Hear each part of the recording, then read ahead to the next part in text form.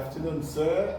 How are you? I'm good. It's great meeting you again. Every time I see you, it's always bringing good vibes. You come with, you're like Father Christmas. We should have you. Anyway, for people that will be watching this, if you don't know, we are right here at the Legislative Building, Manitoba Legislative Building, and we are with one of the very few representatives of the, I call us the Afro-Canadian, community. Some call them the Black Canadian, but I love to go with the word Afro-Canadian because we are Canadians with the African heritage, either from the Caribbean, the African, Afro-Asian, you are an Afro-Canadian. So, good to see you again, sir. I'm so pleased to be having a conversation with you. Happy Black History Month. That is beautiful, and that is the best way to start. Happy Black History Month. Thank you so much for making time to meet us today, and I welcome you to Africana TV. What we do is amplify the story for our people. There is a lot of things going on right now as we're celebrating Black History Month. We heard something big happen from your office. First off, can you please introduce yourself properly and your portfolio, sir? Wonderful. So I'm Jamie Moses, Minister for the Province of Manitoba of Business, Mining, Trade, and Job Creation. Happy to be in this position and moving things forward for all of Manitoba. Awesome. So if you did not hear that, this is the minister that we're supposed to send to the United States to meet President Trump to negotiate the best deal for us as they're making deal, just on the lighter mode. We thank you for what you're doing, and sitting in this portfolio means a lot because you are leading by example. The entire brown melanated community is proud of you, and the likes of you that are making us proud in this present cabinet, and we want to say thank you for what you do. Well, thank you so much. I appreciate you saying that, but it's a lot of work from an entire team, and beyond that, I'm just thrilled to be working for the best interests of our community and for the entire province. Awesome. Minister, you have been first an MLA for more than 4 or 5 years now? Yeah, almost 5.5 years. Almost 5.5 years. And this is the first time you will be, given this huge opportunity because of what you've been doing. It deserves. It's not that they just gave it to you to be representing the province and this cabinet as a Minister of Trade. I have some key questions for you as regard this. Ensuring accessibility to grassroots entrepreneur is one major area that the Black community, that I call the Afro-Canadian community, have been struggling with in the past.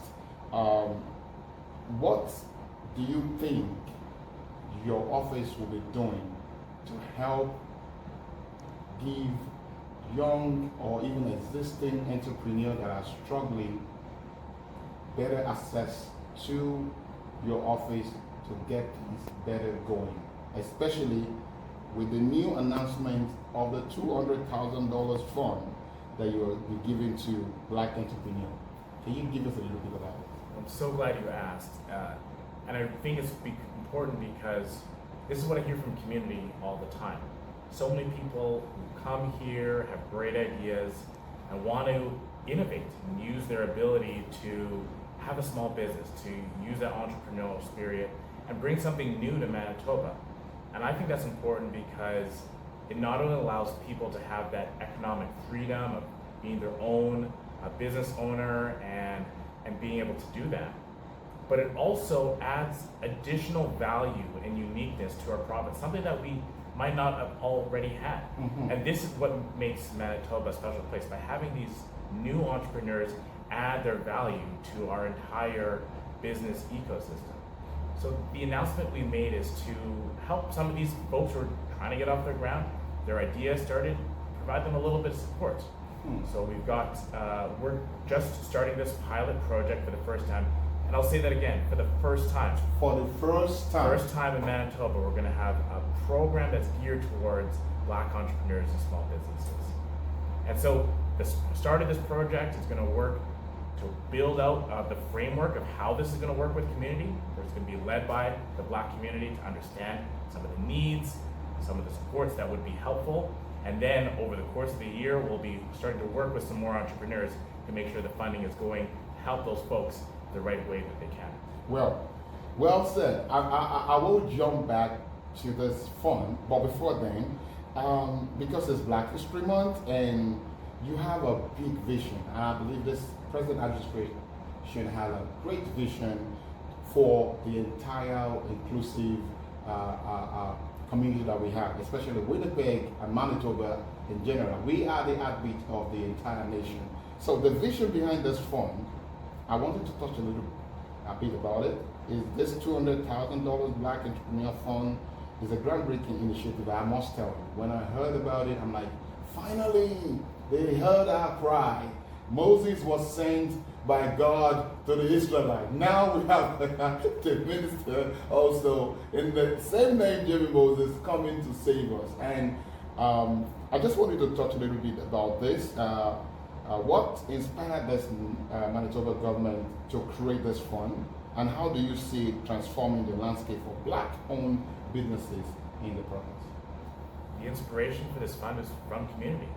When I spend time working and listening and talking to people in the Black community, it's very clear that there's so much talent and so much ability out there. And sometimes there's just a gap in terms of being able to navigate the system, being able to understand how to find success. Sometimes it's about being able to have the right mentorship in place, or being able to have the right conversations to access capital. And so we want to be able to respond to those concerns. That's exactly what this program is about getting some little more resources into the hands of so many capable people to help them elevate their business, elevate their idea, their entrepreneurial spirit, to take it to the next level. Wow, thank you so much. So creating this and telling us that it is out of the cry from the community that made this present administration to create this. We should say kudos to the NDP-led government and to your office. I have a similar question like that. The impact on the community. I want to touch a little bit because I'm already foreseeing how much impact this is going to make on the community. Black entrepreneurs often face unique challenges in accessing funding and resources. How will this fund specifically address those barriers? Because there's always, the system we find ourselves has a lot of barriers that, oh, go bring this, go bring that. And a lot of people will now be facing, like, they don't like me. Maybe they don't even, no response, nothing. So how do Black entrepreneurs will be able to, jump over these hurdles? And what kind of impact do you think or hope these Black business in Manitoba are going to enjoy from this fund? Well, this is an important question. And I think the answer is rooted in working and continuing to listen to community. Mm-hmm. So this fund and these resources are going to be delivered by people in the Black community. We're going to work with folks in the African community, in the Caribbean community, and other folks who have business experience and Black business experience to make sure that we understand what are the needs of entrepreneurs, understand how they can get the support that they need to have success in their business. You mentioned capital as something, yes. Access to capital as an important need. Well, as we're going into those, businesses are going into those conversations to make a request for capital, let's provide those folks the tools to have that conversation successfully. So they can go you just nailed it. You just nailed it. Thank you so much for saying that, because that is the main problem. Many of the businesses and Black entrepreneurs do not have the tools. They don't, in fact, the paperwork, what to do, how to go, how to really navigate, and that is what I was looking for. Keep going, sir. So sorry to interject you. No, well, that's it. I mean, if we can provide some of those supports to help folks navigate that system, mentorship to help provide that experience, that's exactly I think one of the real benefits of this type of funding can provide for local entrepreneurs, local business owners in the community. Wow, thank you so much for answering that. And that, I believe people watching will like, yeah, I hope so. Because one thing is for politicians to say it, and the other thing is for them to follow suit and make sure this was done, because we will be going back into the community to ask people that we do know that have been clamoring, agitating, sending questions. What are you going to do? What are they going to do to help us? We've been here doing this. The eligibility and accessibility.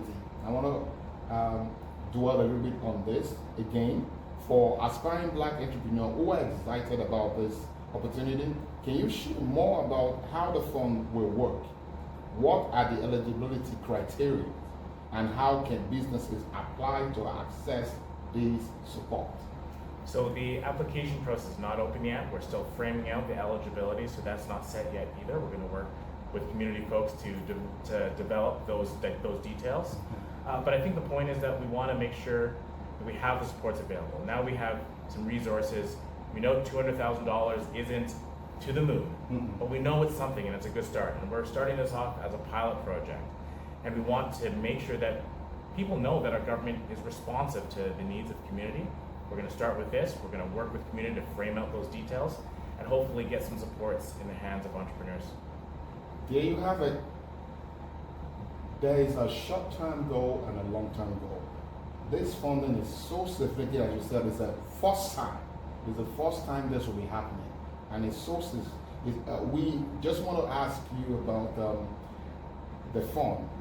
There's a significant step towards fostering an inclusive economy. What are your long-term goals for this initiative, and how do you envision it contributing to the growth and sustainability of Black-owned businesses in Manitoba, which it was set for over the next 5 or probably 10 years? Well, I think my goal is to have more people thriving in entrepreneurial roles or in jobs that they find successful and worthwhile, right? Part of it is to make sure that we grow our economy. That's part of my job. But also there's a certain level of personal satisfaction that I know entrepreneurs get from having the success in their own life. And I can even speak from my own experience that when you can see someone else in your community be successful, that it helps other people be successful. So my short-term goal is to make sure that we get some of these funds out the door to help entrepreneurs take their business to the next level. But my long-term goal is that there's some other young person, some other future entrepreneur sees another person in the Black community being successful, and they take their success and use that as motivation to find success in their own lives, whether that's in business, whether that's in education, whether that's in healthcare or any other field, where they see success and it motivates them for their own success. Thank you so much for answering that. I will say this. Over the past few years, I've known you, we've been an acquaintance, and also the other Black politicians here in Manitoba. I love using the word Afro-Canadians. You say what you would do. You do not do what you will not say. So it's a thing to say that I'm not trying to just suck up to you or trying to I'm not butchering anything.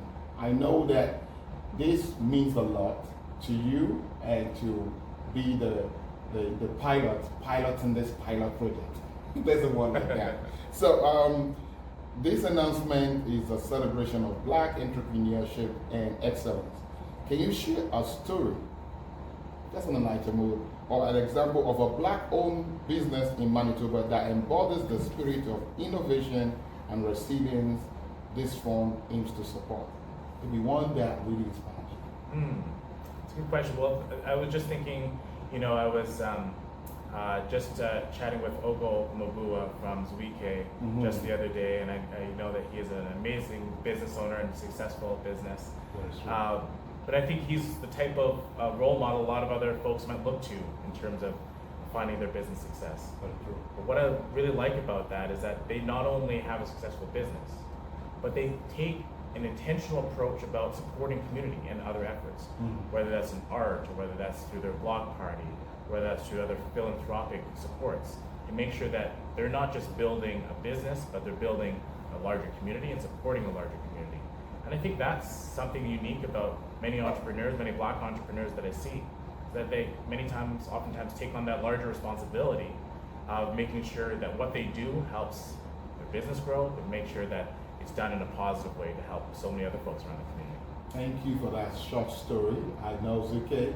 And there's something that I found and I got to know out there in the community. There's a business person that immediately this initiative was announced, really hit my heart, and I said, well, maybe finally God has remembered them. Because this entrepreneur is someone so close to the community, helps the community, but unfortunately, they met some kind of, the business went down at the time. It was ejected from their place. It was struggling. And I know the business has been thriving here in Manitoba for more than 10 years. It's into restaurants and stuff like that. And I look at the man that he had no help to support at that particular time. And now when immediately you announced it, I'm like, if with all support that will be in place, this might be the best way to get out and get back home. You know, businesses do go up and sometimes it can go downtown. And I hope this kind of fun, grant will help a business like this person that have been sowing the seed, helping the community also in Manitoba, especially in Winnipeg for the past 10 years, will be able to help them. I hope you're not going to only look towards those that are successful entrepreneur, you're going to look at the struggling one also, and like, okay, how are we going to help this one struggling? What have you not been doing well? How can we support you? You deserve this. Here you go. Is there a plan like that? Yeah, I think, again, working with community leaders to make sure that the funds are going out to address the gaps that people are seeing. And I think if we identify entrepreneurs that have a successful model but just need a little help to navigate or some mentorship or support, that's exactly the right entrepreneur to receive some of this funding. Thank you so much, because this will be a new special area I'm going to put out there, because there are so many out there. They do not have the support they needed. They have a fantastic business model.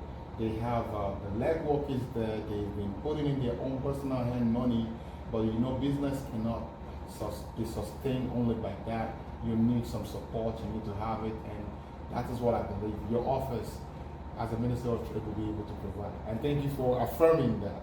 So let's go to the transparency and accountability section. Transparency is key to building trust in initiatives like this.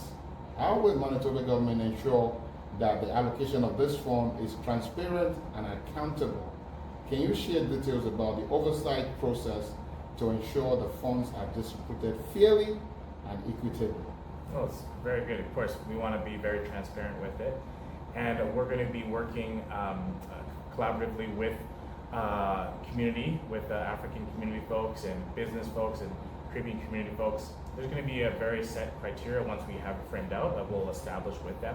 And that way we'll be able to report back afterwards to government to say, this is exactly how the money was spent, the types of organizations and entrepreneurs it went to, and this is the type of purposes it went for, whether it was mentorship or other reasons.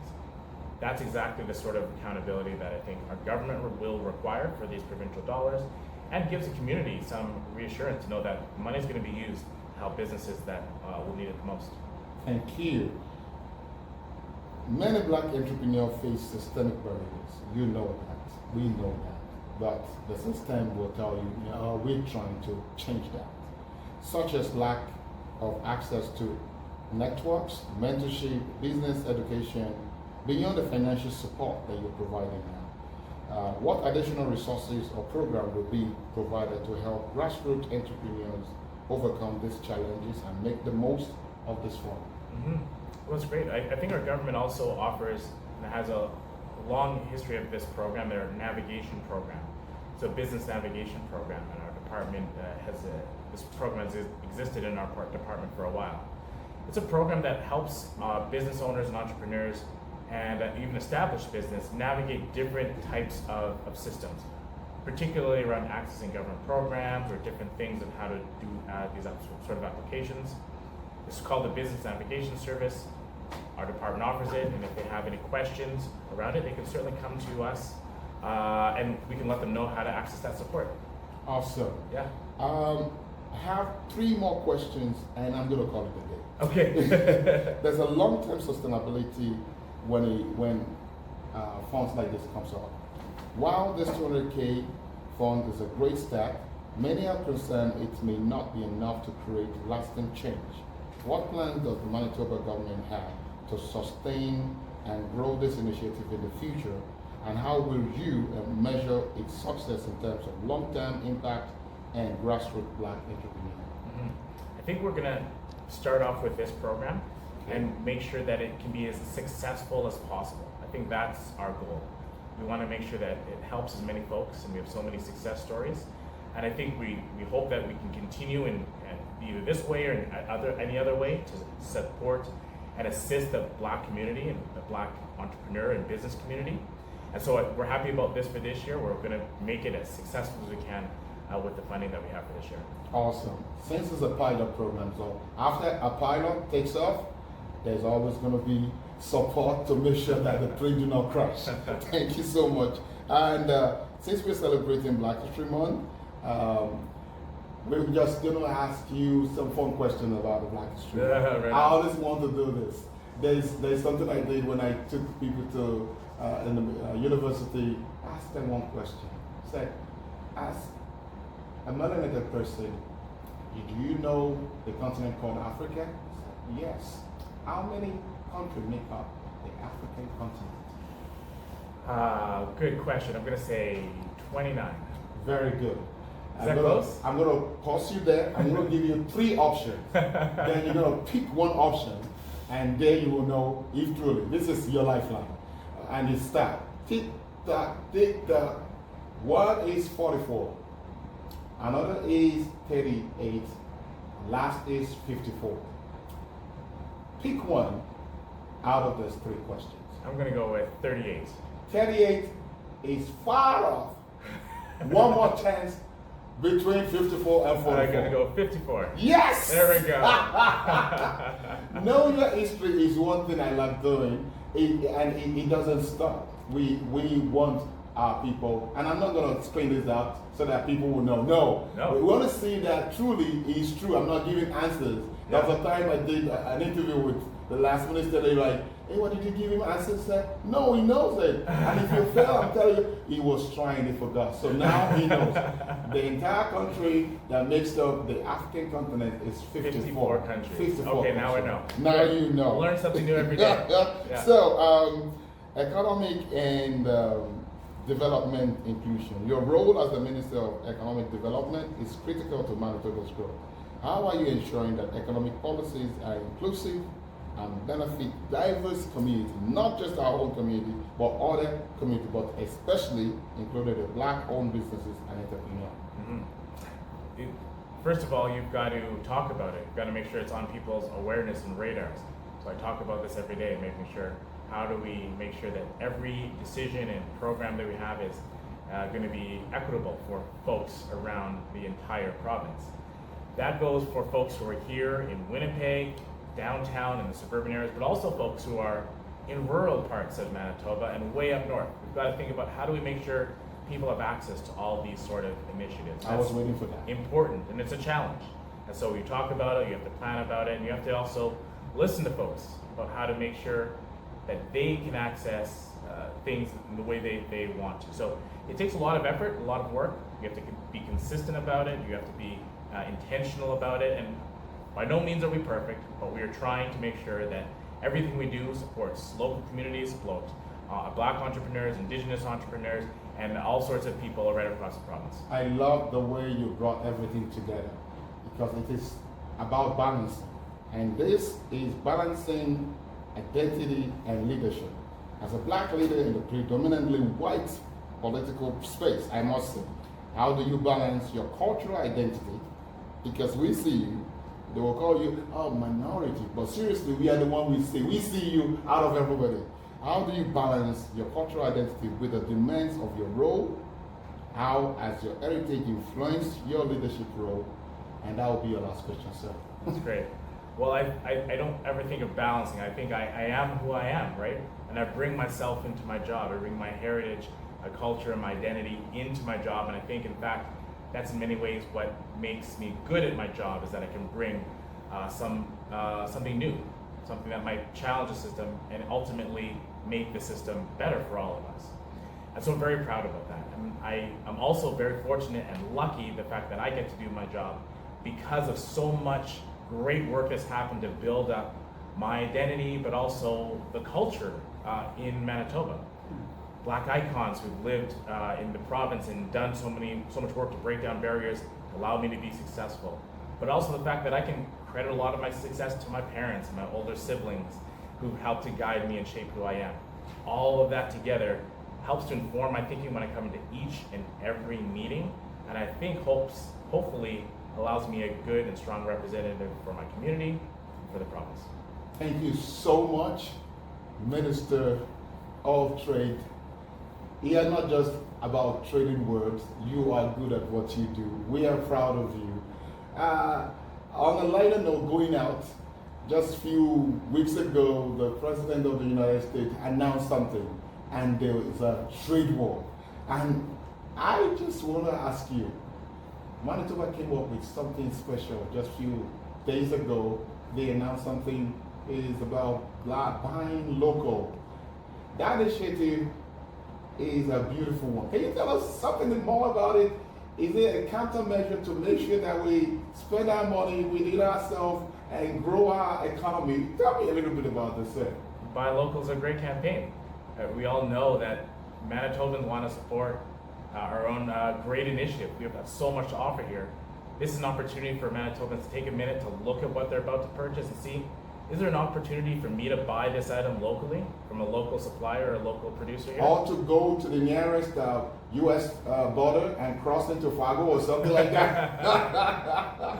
Well, look, we've got great friends in the United States. We want to make sure we maintain a strong trading relationship with them.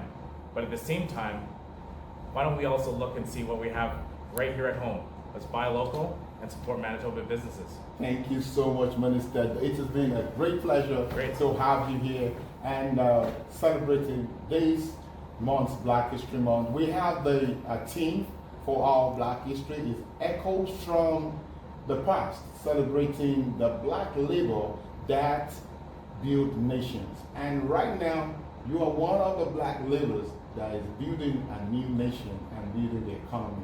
I want to say thank you. We're proud of you, sir. It's a pleasure to have you every time. And we hope you keep representing us well and making Manitoba and Canada proud. Thank you. Thank you so much. All right, sir. Great. Thank you. Happy Canadian!